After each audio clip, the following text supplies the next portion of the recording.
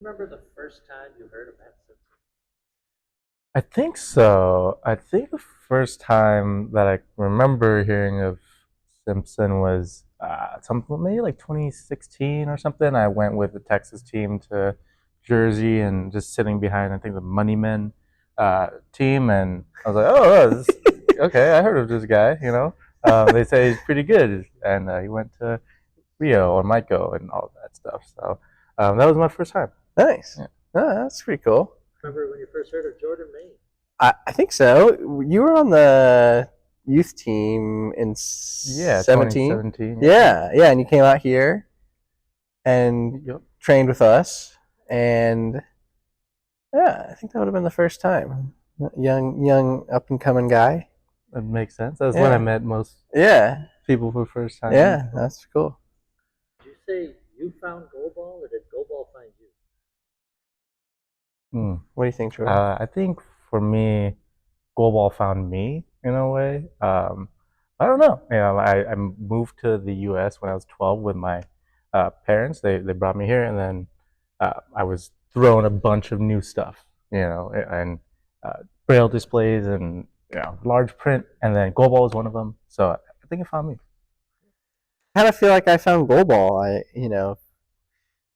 There wasn't there wasn't any goalball near me when I was growing up, and I didn't find it until I went to a USABA sports camp, and we kind of had to work to bring goalball to Atlanta, where I grew up. And my dad worked so hard to make goalball a reality for me and all the kids I got to grow up playing with down there. So it does kind of feel like we found it, and we're very fortunate to have done so. We're less than 6 months out from the start of the Paris Paralympic Games. Talk about the importance of training camps such as the one. This is the first one of the year, so it's been really nice to get some time off after Santiago. Uh, not not time totally off. I know we've all been working really hard in the weight room and throwing and kind of taking care of our bodies and rehabbing old injuries and preventing new ones. But this is the first time where we get to get back on the court and really start what's going to be a 6 month sprint to what we hope is the medal stand. Yeah, I mean, I'm super excited, to be getting like integrated with the team, and I think yeah, these camps are super important to make sure we're all on the same page. Everyone gets together, we get to spend physical time around each other, and I think we'll just keep on doing that and trying to kind of create the best dynamics possible to play our best game. So I think these camps are pretty important. Jordan, you have not been to a Paralympic Games yet, but what is your favorite memory of watching the Paralympic? I watched a lot of swimming growing up, and I got to see Michael Phelps swim in the water cube in China in 2008. So that might be one of my favorite memories. And I haven't gotten to watch too much like Paralympics in general, but I really love watching some of the Rio goalball games.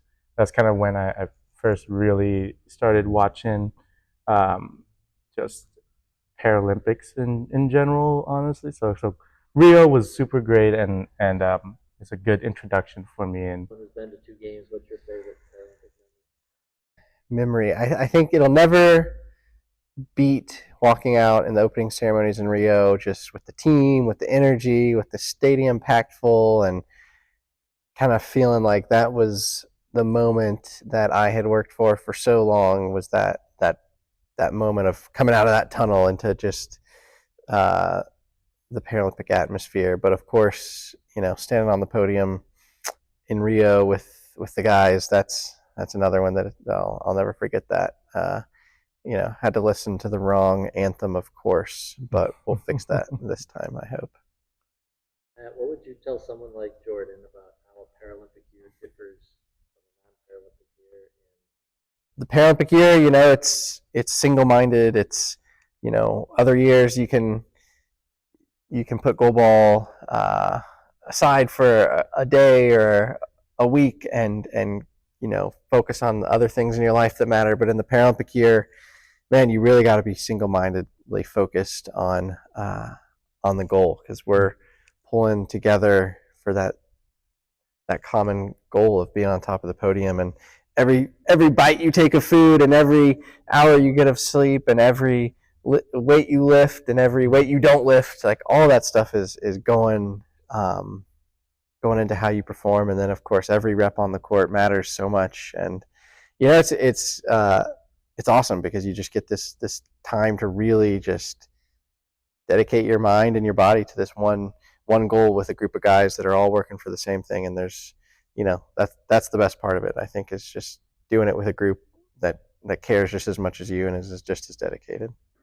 Why should people tune in to watch goalball at the Paris Games? Because it's violent and awesome and crazy and unlike anything else you ever get to watch on TV. Yep, and I think people miss that a lot, is that goalball gets lost in, hey, it's a blind sport, but I think it's one of the most unique sports, and it takes away one of your biggest senses, right, with your eyes, and anyone can play it. So I think it's super great, super interesting, super unique, and a lot more people should watch. And because it's time for the USA to shine, so go Team USA. Right? Oh, That's yes. the best. That's the best reason to watch.